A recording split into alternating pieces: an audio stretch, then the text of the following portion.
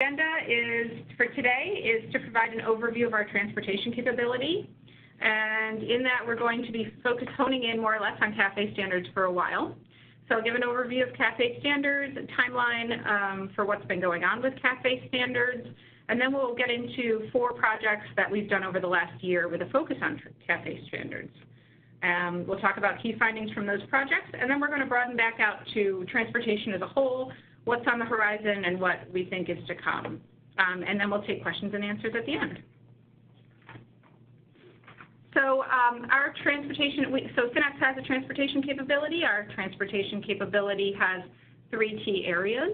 The first is electric system modeling. This has kind of been the bread and butter of Synapse for a long time. We are now seeing transportation coming into forecasting, so for electric systems, so in the form of load and demand forecasting, where we're now seeing transportation electrification as being an impact both now and into the future. And we're also doing analyses of emission reduction pathways for transportation. So how can we actually change the trajectory of emissions, again, now and in the future for transportation? Second key area is electric vehicle rate design. So we're looking at the impact of our current rate structures and how they may be helping or harming electric vehicle adoption. And we're also looking at alternatives to current rate structures to see how they might facilitate adoption or remove barriers that are in the way right now. And lastly, we're looking at, and this has been a key area in the last year, CAFE standards. So CAFE stands for Corporate Average Fuel Economy. And within this capability area, we've been doing a lot of analysis on employment impacts, economic impacts, and vehicle safety impacts. So we'll spend the next 15 or so slides focused on CAFE standards, and then, as I said, we're going to broaden out to encompass really everything at the end. So standards are a very important mechanism that we have to drive change. And there are all kinds of standards. So we have standards for new construction in the form of codes. We have standards for appliances. And we also have standards for vehicles, and that's what CAFE standards are. So the CAFE standards are a requirement for automakers to meet a certain cap on the fuel efficiency of their fleet. And this is measured by average miles per gallon. And it's across the fleet, so all the autos that they have on the road. So why are CAFE standards or standards in general really important? They transform markets and make things that are new and up-and-coming technology that we want to promote the new norm. They give manufacturers and developers certainty as to what they can expect now and in the future, which helps to move things forward as well. Consistency is generally also something that people tend to like and respond to, and it helps to move things from early adoption into greater scale. So having consistency across certain areas is helpful. Also, it's a big reach and a big impact. So a little bit for one vehicle may not seem like a lot, but when you add it up across all the vehicles in the United States, it ends up being a big impact. And then the last piece is not something you have to manage every single day. You put it into motion, and then it's not like you have to go to each individual and persuade them or ask them to volunteer. It's kind of built in and something that comes about without a lot of management. So automakers can meet the CAFE standards through a couple different approaches. They can drive adoption of both new technologies, but they can also use innovative approaches. As an example of new technologies, they can use lighter weight materials to reduce the mass of their vehicles, making them more fuel efficient. They can also tackle specific components of autos, like high efficiency engines. They can change fuel types from conventional fuels into electric, as an example. And an innovative approach that they could use is they could change their vehicle mix. So they could offer more smaller vehicles or different types of vehicles that would change the proportion of the vehicles they have in the market. And this graph just shows the change in fuel economy standards since 1975. So you see here that it's been increasing over time, and today we're at about 25 miles per gallon, actually as of 2017, a year ago. So CAFE standards are very much in the news and talked about right now. All of the talk is around a proposed rulemaking that came out earlier this year that proposes to change these standards from what they have been in the past. And the change is to roll back the standards of the past to standards that are less stringent. or allow for a lower mile per gallon cap. So just to go through this timeline from start to finish, so you understand kind of how the standards have developed over time. 1975 is when CAFE standards were first established. And for a while, not much happened. There wasn't really a lot of action. But as of about 2009, with concerns, again, about greenhouse gas emissions, there was an agreement between the federal government, states, and auto industry to establish a national program to implement these on a more regular basis. And out of that came, in 2010, the first phase of the program, which addressed model years 2012 to 2016. Shortly thereafter, a second phase was established for 17 through 25. And this is what we'll be referring to as the existing standards. And then again, as I mentioned this year, there was a proposal to freeze the fuel economy standards at 2020 levels through 2025. So that's what we're going to refer to as the proposed rollback. So it's a rollback of standards in the years 2020 to 2025. In terms of what's happening, what will happen or what is expected to happen next on the CAFE standards, the final rules is expected on or around April 1st. They could move forward as they currently exist. So the proposed standards could move forward as they are currently written. They could be revised significantly. They could be changed to one of the alternatives that were provided in the original proposal. And if the rollback does go into place, there could certainly be legal challenges into the future. So with that, I'm going to transition over to Synapse's Jamie Hall, who's going to go through some of the detail of our work over the past year. Great. Thanks so much, Jen.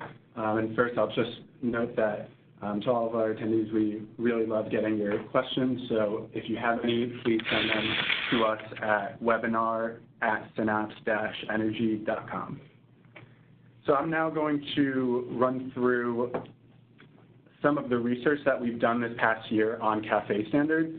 It can get pretty technical pretty fast, so I'm going to try to keep it high level. But again, if you have questions, please do send them our way. So we started our research this year with a report called Cleaner Cars and Job Creation.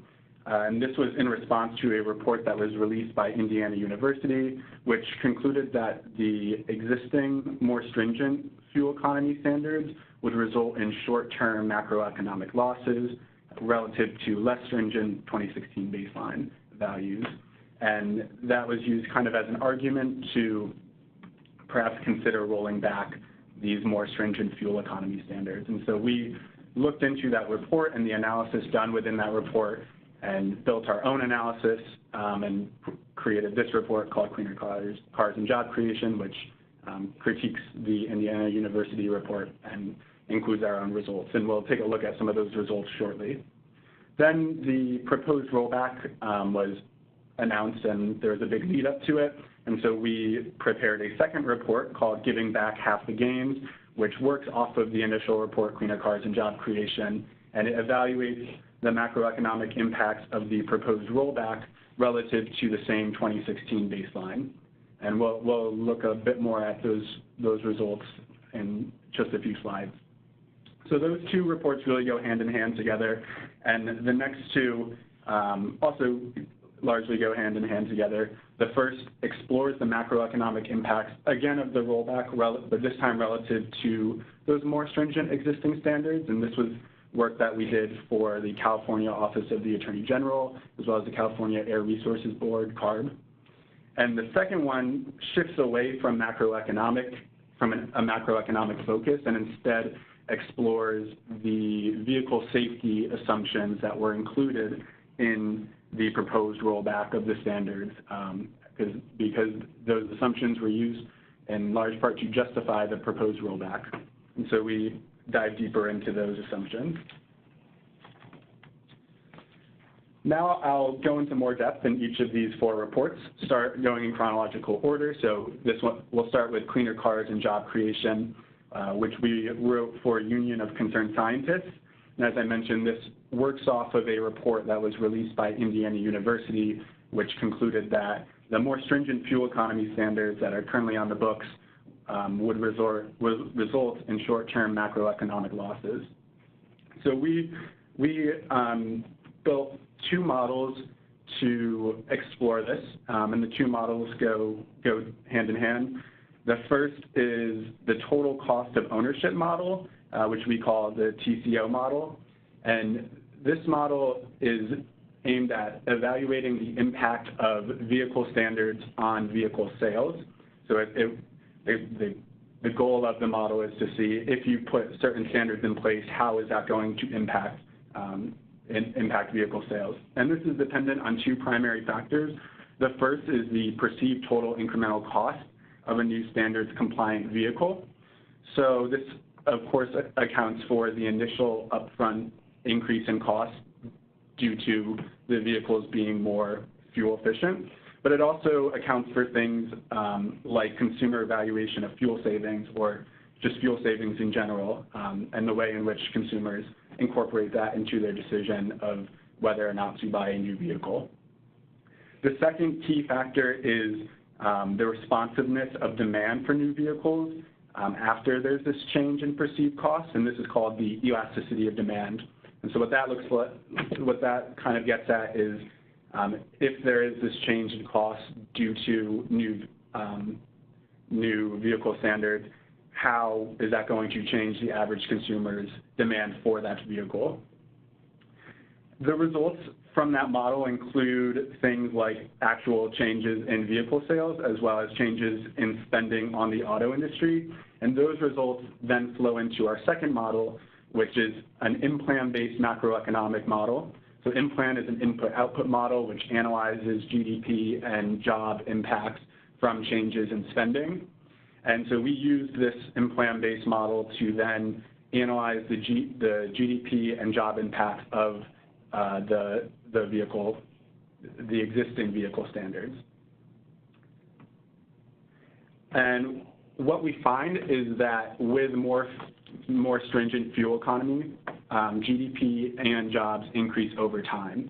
And this is driven primarily by increased spending in the auto sector, as well as an increase in consumer respending because consumers have more money in their pocket to spend when they're spending less on fuel. And you can see this in our table here.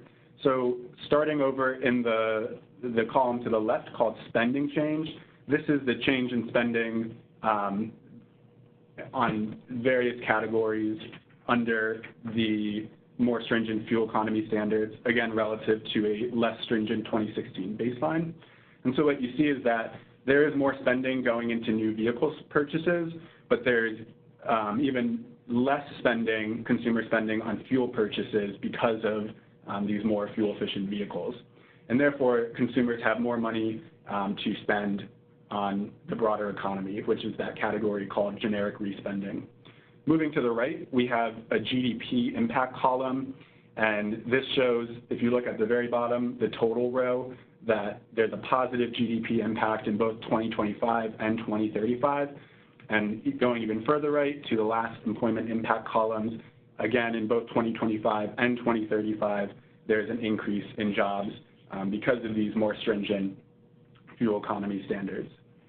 And this ran really counter to what the Indiana University report found. So it's really interesting to see that this is a flip-flop, basically, from what they found. Can you speak to just like what the key piece was here that kind of changed that outlook? Sure. Yeah, that's a great point. And so what we found when we were reviewing the Indiana University report is that one of the models that they used did not incorporate any consumer valuation of fuel savings. And so it was only looking at the initial upfront increase in vehicle costs without looking at the benefits of spending less on fuel purchases. When you actually incorporate fuel savings into the total cost of ownership and the in-plan models, you see a lot of benefits, both GDP and employment impacts. So now we'll move into the second report, Giving Back Half the Gains. This was, again, written for Union of Concerned Scientists, and it expands on the report we were just talking about, Cleaner Cars and Job Creation, but this time it evaluates the macroeconomic impacts of the proposed rollback. So I'll just remind everyone that there's there's currently a proposal to roll back the more stringent fuel economy standards and to instead flatline them. We use the same TCO and implant-based macroeconomic model. It's the same framework that we use in our Cleaner Cars and Job Creation report. And what we find is that the proposed rollback will generate fewer jobs and a GDP loss relative to the existing standards. So if you look at the figure in the top left, the axis there is, the y-axis is job years in thousands, and the two series are the existing standards, the more stringent standards, and underneath that, the proposed rollback. And the gap in between those two is the employment loss from the rollback, or as we like to think of it, the employment benefits of maintaining the existing standards. And you can see that by 2035, there's going to be an increase of 126,000 job years by keeping the existing more stringent standards in place. On the bottom right, you see a similar figure, but this one instead looks at GDP impacts in terms of, and it's in billions of 2016 dollars. And again, there's a lot of benefits from maintaining the existing more stringent standards, including in 2035 an increase of $8 billion in the GDP. Question, Jamie. You said 126,000 job years. Is that correct? The axis is labeled thousands. It is 126,000. If the axis is that's job years. Should be job years. Yeah, job years. Yeah. Okay, cool. Please proceed. All right. Moving to the third report from this year, which with a client, which was the California Clean Air Regulatory Board, also known as CARB. We were again. Can I dial back to the first report, if just for a second, please? Of course. Where the Indiana University report found similar models found a very different, basically the opposite conclusion, right, directionally, and you said that's because they left out the fuel savings. Right. Isn't the point of the CAFE the standards to fuel savings, and how could one leave that out? Was that intentional, or by scoping, or was it an error, or how do you think about that? That's a really good question, and it's a little. I don't know for sure. So I will note that in one of their models, they did include fuel savings, so it was certainly something that they were thinking about. But when they then turned to their input-output macroeconomic model, they left it out entirely. They used a different model called REMI, whereas we use IMPLAN, and I think there was some talk about it being difficult to incorporate fuel savings in the REMI model for some reason, and I'm not sure why that is, but it's certainly, when you're thinking about these impacts, you absolutely need to account for fuel savings. Okay, thanks. Mm-hmm. So back to slide number 13, I think. Yep, slide 13. And this report is called the Assessment of Macroeconomic Impacts from the Federal SAFE Proposal. So again, we're exploring macroeconomic impacts of this proposed rollback. And here we created two scenarios. The first is the Notice of Proposed Rulemaking, or NPRM, economy-wide scenario. So in the NPRM, the authors of that analysis included job impacts from the proposed rollback. However, they only looked at job impacts specific to the auto industry and did not include any industries that would similarly be impacted by the proposed rollback. And so in this scenario, we maintain all of the inputs and assumptions that were included in the NPRM, the Notice of Proposed Rulemaking, but we then expand the analysis to include the full U.S. economy. So all of those other industries that are intricately tied to the auto industry. We then created a second scenario, the revised scenario, which is our preferred scenario. And in this one, we update several key inputs and assumptions to what we believe are more reasonable and defensible values. And those include more reasonable compliance costs or initial upfront costs of these more efficient vehicles, updated gas prices. Pretty importantly, one is the rebound effect, which is how the change in vehicle miles traveled due to the more stringent fuel economy standards. Historically, the agencies have used 10%, and that's kind of the percent that is in the leading literature, but in this NPRM, they use 20%, so we just brought it back to the standard 10%, and a few other inputs and assumptions as well. And in these figures here, again, the top left shows jobs, and the bottom right shows GDP impacts. And you see that the NPRM scenario in the upper left, the jobs scenario, shows a negative impact from the rollback of about 50,000 job years in most years. But when we expand that to all the other industries that will be impacted by this rollback, the impact becomes even more stark. And then when we update all those key inputs and assumptions, like the compliance cost and the rebound effect, the situation becomes even more negative. There'll be job losses of 350,000 by 2035, or job year losses. And then in the bottom right, there's a pretty similar story that in the NPRM economy-wide scenario, GDP impacts will be very large, and when you update the inputs and assumptions that we talked about, the impacts become even more negative. So alternatively, you can think of all of these things as positive benefits of maintaining the existing standards. Next, I'll turn to our final report of 2018 on fuel economy standards. We wrote this report for Consumers Union, and it's called The Effects of the Draft CAFE Standard Rule on Vehicle Safety. I'll give a quick summary of the safety claims in the NPRM. So the authors of the proposed rollback used safety impacts from the more stringent fuel economy standards to justify the proposed rollback for three main reasons. One is that drivers will drive more if vehicles are more efficient, and therefore more driving will lead to more accidents.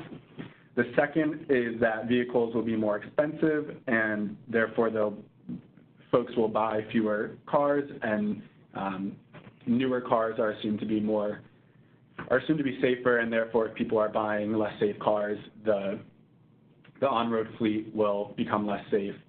And finally, manufacturers will lightweight vehicles or just simply make the vehicles much lighter to meet these standards, and that would result in less safe cars.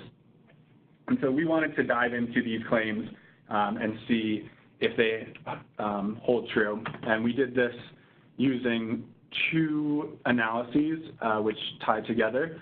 The first is a multivariate regression analysis. And so we used really great data from the Fatality Analysis Reporting System, also known as FARS. And that includes all sorts of data, behavioral and demographic data on every fatal accident that has happened in the U.S. going back to the late 70s, I believe. And we wanted to see what the impact of different behavioral and demographic variables are on vehicle fatalities relative to the impact of each additional model year on vehicle fatalities. Then secondly, we used our total cost of ownership model again to explore the changes in vehicle sales from the proposed rollback. As I just mentioned, one of the arguments is that the vehicles will be more expensive, and therefore there'll be fewer sales, and so we wanted to, again, explore whether that holds up or not. So beginning with the analysis on the FARS data, this is a figure here which shows the coefficient from our multivariate regression analysis for each of the variables in the analysis. And the most important one to look at is to the far left. It's the coefficient on model year. And it's very close to zero, so it's a little hard to see, but it is indeed negative. And what this means is that each additional model year, each additional vehicle model year leads to fewer fatalities, vehicle fatalities, than prior model years. So all that's really saying is that each additional model year, the vehicles get safer. But it's also important to note that this is a very small impact relative to other behavioral and demographic variables like drunk drivers, wearing a restraint system, and so on. I think the interesting thing here was we're looking at, we broadened the analysis out, and we looked at some things which are certainly not in people's control, so whether they're male, female, what age they are, and then some things that are certainly within people's control. Yeah, absolutely. And so after the regression analysis, we turn to the change in vehicle sales using our total cost of ownership model. And if you, in this table, if you look to the far left first, the NPRM column, you'll see that in the notice of proposed rulemaking, the authors conclude that there'll be an increase of almost 1.4 million vehicle sales from 2017 to 2035. We then update different assumptions, again, the compliance costs, as well as the rebound effect and so on, and for a number of different scenarios. And in each of our scenarios, all of those other columns further to the right, you'll see that we find that there will actually be a decrease in vehicle sales from the proposed rollback. And again, this is because when there's a reduction in fuel savings and you incorporate that into the analysis, it shows that consumers will value the vehicle less, and therefore sales will go down. And so if you tie these two analyses together, that there's going to be a decrease in vehicle sales from the rollback with our regression results, which show that each additional model year is safer than the previous model year, then this suggests that if sales are declining, there will be more older vehicles on the road, less safe older vehicles, and therefore a rollback of these more stringent fuel economy standards will likely lead to an on-road vehicle fleet, which is less safe than the vehicle fleet that would be on the road under the existing more stringent standards. Jamie, can you speak about, so you mentioned here using more reasonable estimates of certain components of the analysis really have an effect. Did you do any research to look into which factors were most impactful? Yes. And on the compliance costs? Well, that's one thing. So you mentioned compliance costs here. I'm wondering how impactful is that compared to some of the other elements that you might have updated in this analysis? Yep, absolutely. So compliance costs are certainly, they are a large factor. But we find that fuel savings, the incorporation of fuel savings, are also a very large impact, have a very large impact on the change in vehicle sales.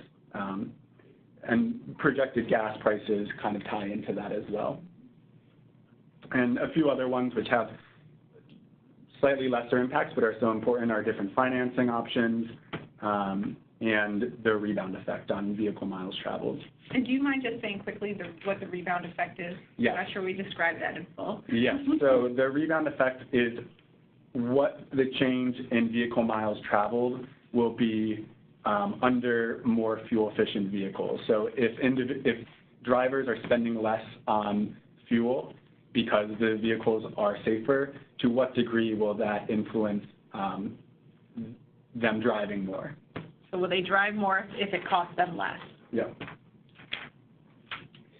But one more question on that same kind of topic around the total cost of ownership model. So that drives a lot of these model results. It's kind of what are consumers doing given different purchase options and kind of what kind of cars do they want to buy and use. And I was wondering if you could speak to kind of what are the main drivers. I mean, you talked some about the initial cost and fuel economy. But so what drives those models, and are they validated? I mean, how much should we trust those models? Are they checked against, validated against observed data, or are they theoretical? Yeah, that's a great question. So there are a whole bunch of different impacts, or a whole bunch of different factors that are included in the model. These, like you mentioned, they do include things like compliance costs, consumer evaluation of fuel savings, the actual fuel economy standards, vehicle miles traveled, trajectories, and so on. And we, to the extent possible, have tried to source data from the as close to the agencies as we can. So we've pulled data from various EPA sources, NHTSA sources, and so on. So we feel very confident in the inputs, and in terms of the actual mechanics of the model, it's been thoroughly vetted throughout Synapse and with a bunch of our clients. I think that it would be interesting to look at how it holds up in historical data. That's something that we'll look into moving forward. And I remember talking about, especially during this analysis, used cars versus new cars. So maybe we should clarify a little bit about new cars versus used cars in this particular modeling. Sure. So our analysis, the TCO model, is primarily focused on new vehicle sales, and it doesn't incorporate very many assumptions regarding scrappage or older vehicles and what decisions consumers make with regards to holding on to an older vehicle. Yeah, so that's important too, as we kind of move forward is, you know, are people then more likely to, one thing we couldn't answer, I think, was, are people more likely to purchase a used vehicle? And so that was not necessarily addressed in these analyses. Right. All right, and I will now turn this back to Jen, who's going to give a summary of our key findings. Sure. So we basically found time and time again over the course of the last year that more stringent CAFE standards are really beneficial, and we saw this in a number of different ways. One thing we haven't talked about, which you know really is like the reason for doing the CAFE standards in the first place, is that they reduce carbon emissions and improve air quality, and then connected with that health because of you know, asthma and whatnot, other kinds of health impacts caused by poor air quality. So I wanted to state those up front. But what we did find over and over again, I think as you could see, was that we see that more stringent CAFE standards do reduce costs for consumers, and certainly when you bring the reduced gasoline spending into play. We saw that more stringent CAFE standards can improve vehicle safety. So we found the opposite of what the government is saying in terms of what the impacts are in crashes, and that so we found results that were different than what they found. We also found that these more stringent standards can increase revenues for automakers, and these are again to the fact that there are premiums for more efficient vehicles. Due to reduced gasoline spending, and again the reduced cost of newer vehicles or these more efficient vehicles for consumers, we're seeing that it is freeing up dollars that people can spend then on other things in the economy, food, clothing, what have you. And we're seeing that these more efficient standards create jobs and drive economic gains, again, contrary to what some other studies previously had said. So I want to turn now a little bit, broaden it back out, which is what we said we do at the tail end. So we've been talking a lot about CAFE standards, certainly from the 1970s on. We're kind of at a tipping point now where we're starting to see the conversation about transportation and emissions and efficiency go in a lot of different directions, not just focused on CAFE standards. So we wanted to point that out here. So now, as we show on the left-hand side, we're predominantly talking about standards to get the fuel efficiency of gasoline-powered vehicles and diesel-powered vehicles to be better. But in the future, there are all these different technologies and innovative ideas about how to improve our entire transportation system, really.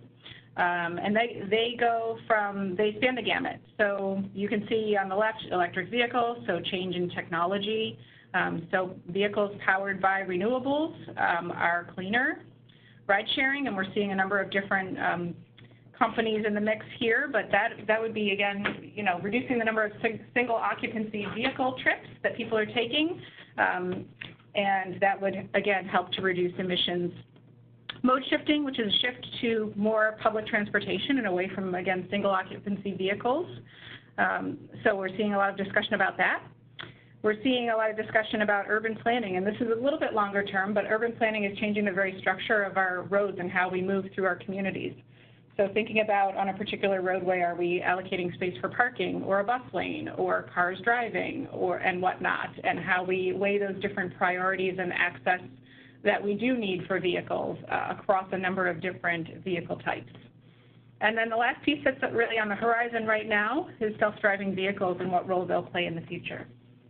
So we're seeing all of these come into play and certainly expanding the discussion well beyond the CAFE standard discussion that we've had up till now. And so with that in mind, just wanted to bring it back around to the solutions and tools that we have developed and will continue to develop to help our clients and communities and states and even at the national level advance this discussion and their analysis.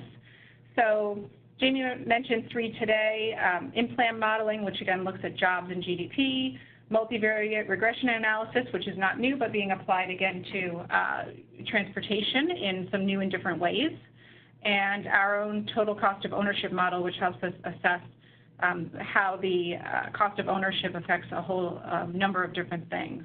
But beyond that, we have a number of tools in-house that we've used for a while that are now being expanded to include transportation. So our Encompass modeling, which does electric system modeling, is now we're bringing in kind of impacts of vehicles into that world and how it will impact our electric system moving forward.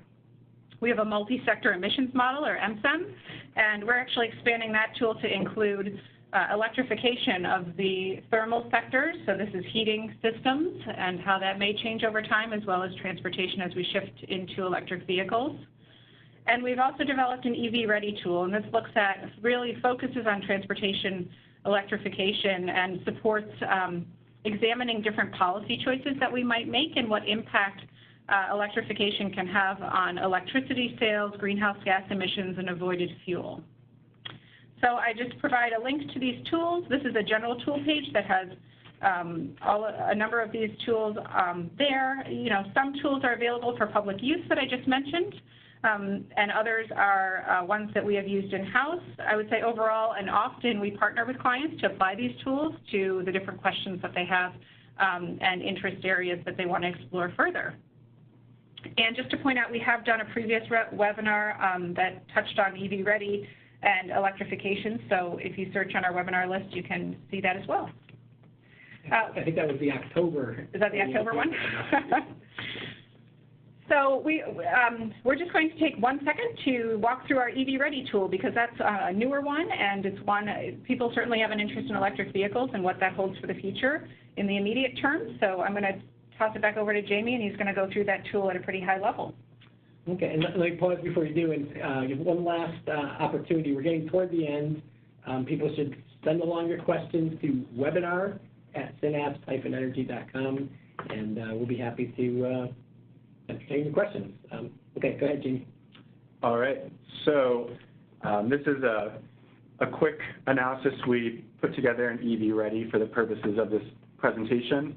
And here we're looking at different policy impacts on total light-duty vehicle emissions. And so one thing that EV Ready can do, which is really exciting, is create different EV adoption curves.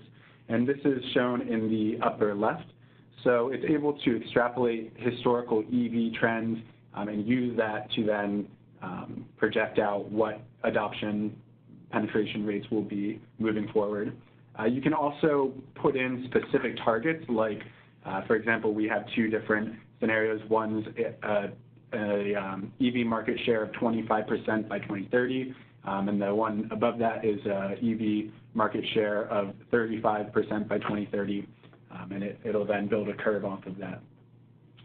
What EV Ready can also do is look at emission levels both from internal combustion engine vehicles as well as electric vehicles, and that's what we're looking at down on the bottom right. And what we see here is that as time goes on and more electric vehicles come on the road, the gasoline-related emissions decrease significantly, particularly as you get into the 40s and 50s. And emissions from electric vehicles increase a little bit. These are based on some assumptions about emissions from electric generation, but compared to the gasoline-related emissions in the earlier years, they're very significantly smaller. And so in general, we see total light-duty vehicle emissions decreasing over time by a significant amount. In this slide, we look at some different policy levers and what impacts they may have on total light-duty vehicle emissions. So in the upper left, we look at total light-duty vehicle emissions by varying CAFE. And first, I should give some background on these emissions. These are emissions from light-duty vehicles, which include passenger cars, SUVs, and pickup trucks. And this is for the entire United States. And so in the figure in the upper left, you see there's a rollback scenario, which this is related to the proposed rollback of fuel economy standards. And with the rollback, there's, of course, more emissions. Then there's the baseline existing standards right below that. And finally, there's an extension scenario, which uses EIA, the AEO new efficiency requirements side case. And so as you increase fuel efficiency standards or fuel economy standards, there's fewer emissions from light-duty vehicles. In the bottom right, we look at total light-duty vehicle emissions when you vary electric vehicle adoption rates. So you could think of this as, again, the policy lever by if you're requiring more electric vehicle penetration, what impact will that have on total light-duty vehicle emissions? And what you see is in the bottom segment is the highest electric vehicle penetration rate of those three scenarios, and at that higher rate, there's far fewer emissions than the uppermost scenario. And what this is really suggesting is that in the mid to near term, CAFE is an effective way to reduce total light-duty vehicle emissions. But when you get further out, the big driver of vehicle emissions is really going to be the penetration of electric vehicles. And I think these two figures show that pretty well. I think we will now turn it over to questions. Yeah, so a question for either of you, this company, kind of what's the toughest, we've talked about, CAFE, EVs, if from a policy perspective, you're dealing with transportation, say CO2 emissions, the biggest share of emissions in our economy in the U.S. Do they, kind of what's the toughest part of tackling that? Well, I can start by saying that transportation overall is a tough nut to crack. So when we look at transforming the electric sector, or transforming our heating systems, or transforming our transportation as options for reducing emissions, there's been a lot of conversation about transportation, and certainly a fair amount of it is changing behavior and changing the way people move through their communities in ways that are quite different than they are today. So in general, transformation is going to require us doing some things that are difficult to do, and much more difficult than adopting renewables or putting new equipment into our homes. I mean, these are really behavioral changes. So it's a tough sector. But within that conversation, I think, and I think that's been my experience in talking with some other folks as well, that transforming the build-out of our communities and how, because largely we're structured today for single occupancy gasoline vehicles, so we have quite a bit of transformation to get to a place where we have more public transportation, where we have shared, where we have stops or places where people can pick up a ride share, where we have a situation where people can transfer easily between public transportation and a ride share. We really just don't have a build out of our urban communities in that way. And even when you talk about walking and biking, we're just not optimized for that kind of thing just yet. So we have quite a bit of work to do there. It's a topic that I refer to as urban planning. I think one thing I'll just say is it's very important. A lot of people are very, very focused on electrification of vehicles, but this is something we can't ignore. It's on a long time scale, and it takes some serious thought and commitment to get that. It will take serious thought and commitment for us to get there. Thanks. So I'll pose the last question myself, which is, hey, this is all interesting. What are you excited about looking at next? What are the daunting, challenging, or interesting problems that you'd like to tackle with this set of tools and some time in the next year? Yeah, there's a whole bunch of other analyses that we'd love to look more into. I certainly would like to explore a whole bunch of different electric vehicle adoption scenarios and see what impacts that'll have, both in terms of total vehicle-related emissions, but also how that would change under different assumptions made about the electric generation and what emissions levels there are there. And that would be, we would want to use our Encompass model to look at that, to kind of forecast out what electric sector emissions will look like and tie that with our electric vehicle assumptions. I think exploring the impact of different zero-emission vehicle requirements and what impact that would have on vehicle sales would be really exciting, and also what the impact that would have on total emissions. There's a whole bunch of different exciting policy scenarios that we can explore. And I'm interested in where communities should start. So what strategies get you the biggest impact?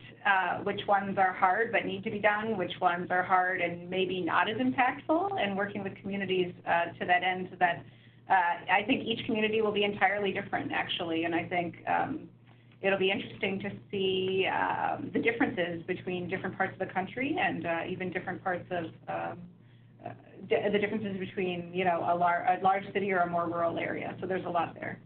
Great. Thank you, Jen. Thank you, Jamie. Thank you, webinar attendees on the phone. It's been great to have you here today and talk about cafe and vehicle policy.